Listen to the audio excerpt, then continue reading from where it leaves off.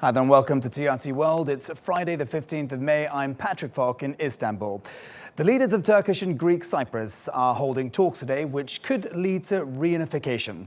Turkish Cyprus's newly elected President Mustafa Akinci met President Nikos Anastasiades in Nicosia to set the agenda for the days ahead. Cyprus has been divided between the Greek Cypriot South and Turkish Cypriot North since 1974, when Turkey sent troops after a Greek-inspired coup to unite the island with Greece. After the war, the island was effectively partitioned into north and south, and the capital, Nicosia, is still split by a ceasefire and monitored by around 1,000 peacekeepers. There have been talks aimed at resolving the Cyprus question before. Negotiations in 2002, 2004 and 2008 ended without an agreement. Jerome Evans looks at why this time things could be different. Cyprus. In Greek mythology, it's the birthplace of Aphrodite, the goddess of love. But this small island's recent history has been defined by acrimony. Cyprus, an island in the sun, a climate that inspires relaxation. But the political climate breeds riot and race hatred. It's a history of mistrust and violence between Turkish and Greek Cypriots. In the 1950s and 60s, violent clashes were commonplace between the majority Greek and minority Turkish population.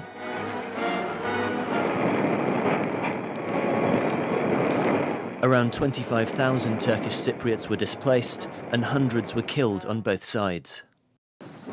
In July 1974, Greek nationalists carried out a coup d'etat in Cyprus. Their goal was to unite the island with Greece. President Makarios III fled to London. They thought that I was killed. And indeed, they said over radio that I was dead. As you see, I am alive. 5 days later, Turkey sent troops to Cyprus. Hundreds of paratroopers were dropped and thousands of troops landed by sea. Turkish troops quickly took control of the northern third of the island. A ceasefire agreement allowed people displaced in the conflict to transfer to the side of the island their community controlled. The war had lasted only a few days, but the battle lines drawn in that conflict have persisted ever since.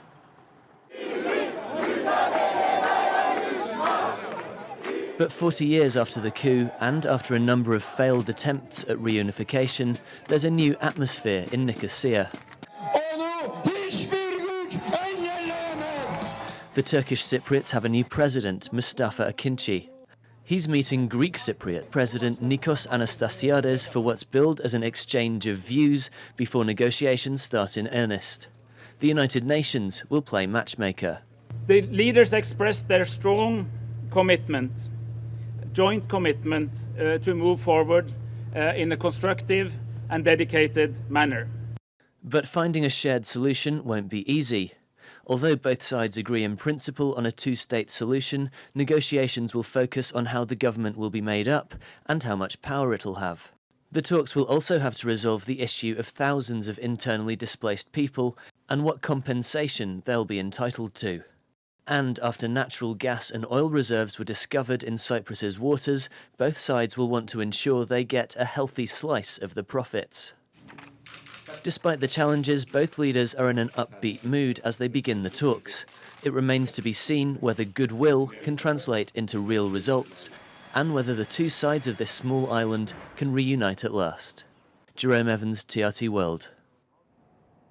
Dr. Sylvia Tiryaki is Deputy Director of the Global Political Trend Center in Istanbul, and she joins me now live in the studio for more on that story. Thanks for being here. And let me begin by asking you, hopes are high. Thank you for having me here. Hopes are high this time round. How do you think President Akinci is going to make a difference in these talks? Well, the victory of Mustafa Akinci is definitely a good news, and it should be taken that way.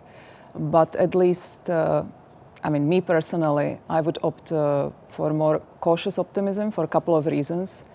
In the modern history or postmodern history of Cyprus problem, which I would date from the failure in the referendum on 24th of April 2004, since that time we have witnessed series of different combinations of leaders on Turkish Cypriot side and on the Greek Cypriot side. Before 2004, I mean, it was always about the late President Rauf Denktash, who was clearly and openly intransigent, and many people who didn't want to see the solution of Cyprus problem were hiding behind his intransigency. But there was no such a luxury after Talat was elected, after he won, and actually President Mehmet Ali Talat, he won on the same premises as Mustafa Akinci. He was offering the Turkish Cypriots the future in European Union, and he was very highly and openly pro-solution. But so, and even him with Dimitris Christofias, with the Greek Cypriot president, and they agreed upon the list of convergences and divergences, and this list is still on the table. So whenever there is a leader there who is willing to contribute into the solution, he can pick up on this list of divergences and convergences, and they can start from there. Okay, but do you think the desire is there? Well, I mean, obviously, on the side of Turkish Cypriot president, the desire is there, but we shouldn't, and I'm 100% sure that he will do his best, as we should do in the civil society and academia in Turkey, as Ankara should do, but as far as I can see, observing Cyprus problem for many years, Ankara has been doing that without any interruption. But we shouldn't forget that when Nikos Anastasiades was elected as a Greek Cypriot president, the president of the Republic of Cyprus, the hopes were high as well.